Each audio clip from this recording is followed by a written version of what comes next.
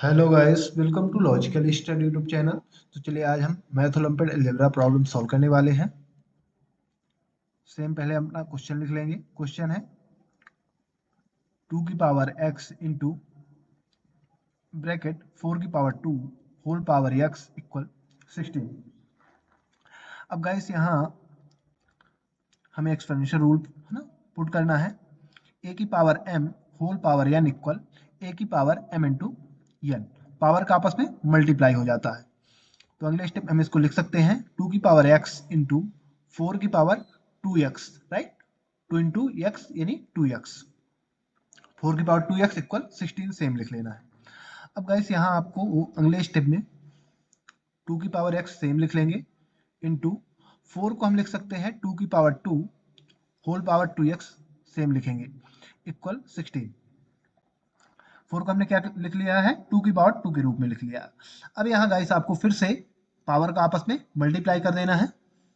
तो अगले स्टेप में बन जाएगा 2 की पावर x इंटू 2 की पावर 2 या 4x इक्वल 16। अब यहाँ फिर हमें एक्सपोनेंशियल रूल फॉलो करना है। a की पावर m इंटू a की पावर n इक्वल a की power m plus n, right. Base समान होने पर पावर ऐड हो जाती है। यहाँ भी बेस इक्वल है तो पावर को हम ऐड कर देंगे। 2 की पावर 5x इक्वल 16, पावर आपस में ऐड हो गई। अब यहाँ गाइस आपको 2 की पावर 5x सेम लिख लेना है और हम 16 को लिख सकते हैं 2 की पावर 4। 2 को यदि 4 टाइम मल्टीप्लाई करोगे तो 16 ही आ जाएगा, राइट। अब यहाँ आप एक बात ध्यान दो कि दोनों साइडों में बेस इक्वल है और दोनों साइडों में बेस इक्वल होने पर हम एक्सपोनेंशियल फॉर्मूला जानते हैं कि a की पावर m इक्वल a की पावर n। आपस में यदि बेस सेम है ना बोथ साइडों में, तो m इक्वल n, पावर भी आपस में इक्वल हो जाएंगी, राइट। तो यहाँ भी बेस समान है तो पावर हम इक्वल कर लेंगे।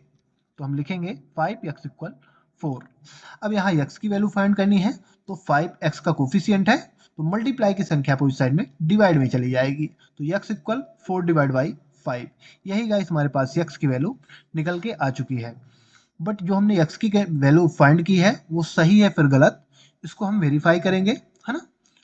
तो वेरीफाई करने का रूल होता है सेम, पहले अपना हम क्वेश्चन लिखेंगे 2 की पावर x इंटू 4 की power 2 whole power x equal 16।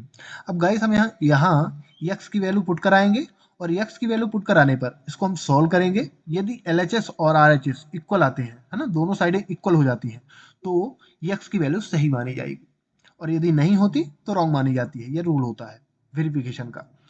Same हम यहाँ पहले इसको सरल करेंगे थोड़ा सा। तो 2 की पावर x सेम लिख लिया, यहाँ पावर का आपस में मल्टीप्लाई हो गया तो 4 की पावर 2x इक्वल 16, सेम है ना जिस प्रकार हमने यहाँ किया था। अब यहाँ हमें फिर से अगले स्टेप में हम क्या करेंगे, इसको 2 की पावर x इंटू 4 को हम लिख सकते हैं 2 की power 2 whole power 2x same लिख लेना है इक्वल 16। पावर का आपस में मल्टीप्लाई हो जाता है तो अगले स्टेप में बन जाएगा 2 की पावर x इंटू 2 की पावर 2 या 4x इक्वल 16। अब बेस इक्वल है तो पावर ऐड हो जाएंगी, है ना, ये रूल होता है ऑलरेडी। तो यहाँ आपस में पावर को ऐड कर दो तो 2 की पावर 5x इक्वल 16।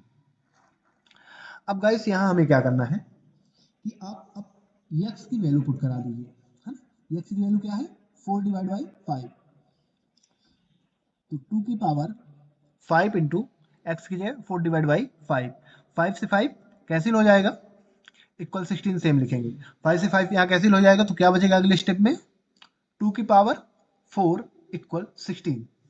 अब 2 की पावर 4 यानी 2 का 4 टाइम मल्टीप्लाई, और 2 का 4 टाइम मल्टीप्लाई करोगे तो क्या आ जाएगा 16 इक्वल 16, यानी LHS इक्वल RHS, यानी दोनों साइडें है ना बोथ साइडें इक्वल हो रही हैं, यानी हमने जो x की वैल्यू फाइंड की है वो पूर्णतः सत्य है।